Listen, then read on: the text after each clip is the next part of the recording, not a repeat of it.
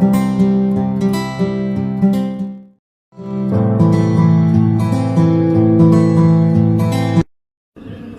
Friends, क्या आप eye strain या आंखों की थकावट से परेशान हैं? कई स्पेशलिस्ट को दिखाया पर आंखों की प्रॉब्लम वैसी की वैसी है। तो हो सकता है आप वीएसआर के शिकार हो। वीएसआर का मतलब होता है वीनस स्टेसिस रेटिनोपैथी, जिसके अंदर रेटिना के अंदर सूजन आती है, रेटिना की खून की नलियों में रक्त का बहाव रुक जाता है और कई बार रेटिना में खून का घट होना या थिक होना शुरू हो जाता है। वीएसआर के कई कारण हैं: diabetes, blood pressure, high cholesterol, junk food या अनहेल्दी डाइट, स्मोकिंग या टबैको का यूज और विटामिन B12 की डेफिशिएंसी यानी कि विटामिन B12 की उणप होना। कई पेशेंट ऐसे भी पाए गए हैं जिनकी उम्र 20 से 40 वर्ष की आयु की हो और जिन्हें कोविड का इन्फेक्शन भी हुआ हो। अब आप पूछेंगे, डॉक्टर रुचि मेहता, क्या इसका ट्रीटमेंट मुमकिन है? तो मेरा जवाब है हाँ, लेकिन इसका ट्रीटमेंट गूगल या सोशल मीडिया पर नहीं मिलेगा। So what are you waiting for? Book your retina examination today.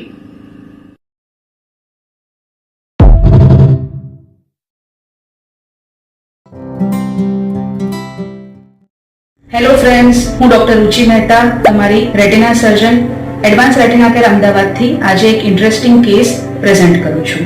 અમારા patient Mrs Poojaben Dabhi Advance Retina Care અમદાવાદની મુલાકાતે 1 મહિના પહેલા આવ્યા હતા. એમની જમણી આંખમાં અચાનક જ દેખાતું બંધ થઈ ગયું હતું.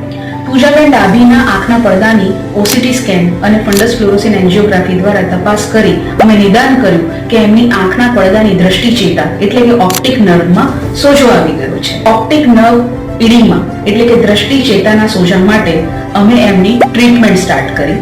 આ ટ્રીટમેન્ટ ઓલમોસ્ટ 1 મહિના સુધી અમારા ત્યાં ચાલુ રહી. 1 મહિનાનું ટ્રીટમેન્ટ લીધા પછી મિસિસ પૂજાબેન ડાભીની જમણી આંખની દ્રષ્ટિ પરત આવી ગઈ છે. આ કેસથી હું બધાને એ મેસેજ આપવા માંગુ છું કે આંખના પડદાની તપાસ બધાએ કરાવવી જોઈએ. આંખના પડદાના ટ્રીટમેન્ટમાં સમય એ બહુ મોટો ભાગ ભજવે છે. Time is the key to save your vision. Advance Retina કેરની ટ્રીટમેન્ટનો અનુભવ મિસિસ પૂજાબેન ડાભીના શબ્દોમાં સાંભળો. મારું નામ છે પૂજા ડાભી. મારી ઉંમર છે 30 વર્ષ. હું રહું છું મણિપુરમાં. મારી આંખને અચાનક જમણી આંખે દેખાવાનું જ બંધ થઈ ગયું હતું. તો અમદાવાદમાં મેં 2-3 જગ્યાએ બતાવ્યું, પણ મને ક્યાંય ફરક ના પડ્યો. પછી મેં રાધનપુર મારા સર છે એક વિક્રમભાઈ, ડોક્ટર દરજી વિક્રમભાઈ, એમને ત્યાં વાત કરી, પૂછ્યું, બતાવ્યું. તો એમને મને અહીંયા રુચિ મેડમનો નંબર આપ્યો. રુચિ મેડમ જોડે વાત કરાઈ કે ત્યાં બતાવવા જાઓ. તો હું અહીંયા બતાવવા આવીને રુચિબેનના ત્યાં, તો ત્યાંથી 2 વારની દવાથી જ મને સારું એવું થઈ ગયું છે દેખાવામાં. એમની દવા બહુ સારી છે. થેન્ક યુ રુચિબેન કે મને આટલું સારું કરી આપ્યું, મારી આંખને દેખાતું થયું. અને અત્યારે મને બધું જ મતલબ કે 90% દેખાતું કમ્પ્લીટ થઈ ગયું છે. બિલકુલ મને દેખાતું નથી. Thank you રુચિબેન.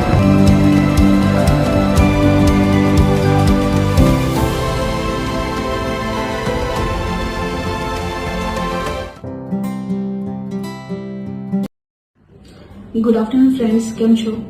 આજે હું તમને લેઝર ફોટોકોએગ્યુલેશન વિશે થોડી જાણકારી આપીશ. લેઝર ટ્રીટમેન્ટ અથવા પાસ્કલ લેઝર ટ્રીટમેન્ટ કોને કહેવાય? લેઝર ટ્રીટમેન્ટમાં આપણે diode green laser light use કરીએ છીએ.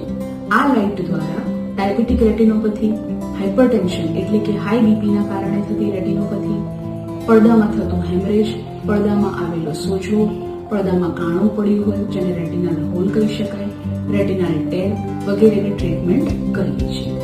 આ એકદમ પાટાપિંડી વગરની કોઈ પણ જાતની એનેસ્થેસિયા વગરની પ્રોસિજર છે. આમાં જરા સરખો પણ દુખાવો થતો નથી.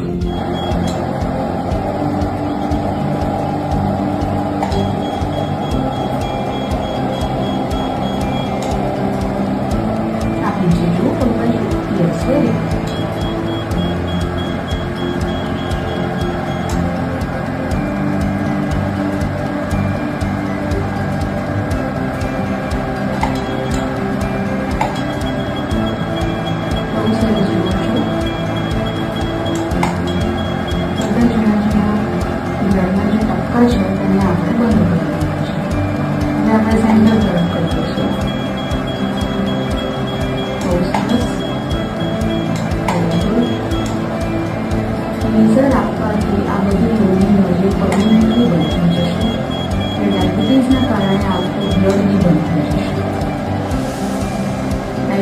એનો પછી કંટ્રોલ કરવું ખૂબ જરૂરી છે.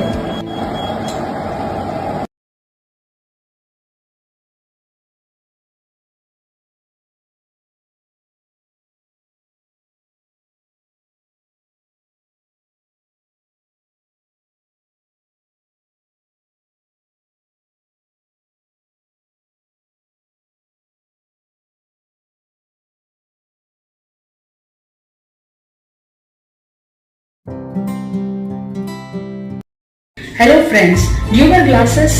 Are you suffering from nearsightedness or myopia? Myopia का मतलब होता है नियर साइटेडनेस, यानी कि दूर की दृष्टि का धुंधला होना. इसके लिए हमें माइनस नंबर के चश्मे को पहनने की जरूरत पड़ती है. मायोपिया अक्सर बच्चों में पाया जाता है. 2 साल से लेके 40 साल की उम्र के किसी भी इंसान को मायोपिया की बीमारी हो सकती है. क्या मायोपिया के मरीजों को रेटिना की जांच करवानी चाहिए? Then my answer is yes. Myopia के मरीजों में उनके रेटिना में lattice degeneration, snail track degeneration, retinal thinning, maculopathy, retinoschisis, retinal detachment, retinal tear और होल पाए जाते हैं. ये सारी तकलीफें बिना किसी सिम्टम या बिना किसी लक्षणों के आपकी आंख के रेटिना पे मौजूद हो सकती हैं. इसके लिए रेटिना की जांच करवाना बहुत आवश्यक हो जाता है. तो अगर आपको या आपके किसी प्रियजन को मायोपिया की तकलीफ है तो आप आज ही अपना रेटिना एग्जामिनेशन बुक करवाइए. अपना अपॉइंटमेंट बुक करने के लिए कॉल करें एडवांस रेटिना केयर अहमदाबाद.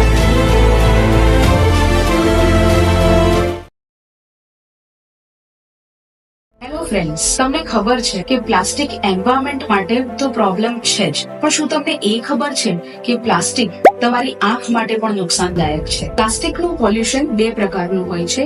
માઇક્રોપ્લાસ્ટિક્સ કે જેમાં પ્લાસ્ટિકના ટુકડા 5 મિલીમીટર કરતા પણ નાના હોય, અને નેનો પ્લાસ્ટિક્સ કે જેમાં પ્લાસ્ટિકના ટુકડા 1 માઇક્રોમીટર કરતા પણ નાના હોય છે. પોલ્યુશનને કારણે આ પ્લાસ્ટિક તમારા હવા, પાણી અને ખોરાકમાં ભળી શકે છે, અને લોહી મારફતે પ્લાસ્ટિકના પાર્ટિકલ્સ તમારા આંખ સુધી પહોંચી શકે છે. રિસર્ચ દર્શાવે છે કે માઇક્રોપ્લાસ્ટિક્સના ટુકડા રેટિનામાં ડેમેજ કરી શકે છે, ઓક્સિડેટિવ સ્ટ્રેસમાં વધારો કરી શકે છે, અને આંખમાં ઇન્ફ્લેમેશન પણ કરી શકે છે.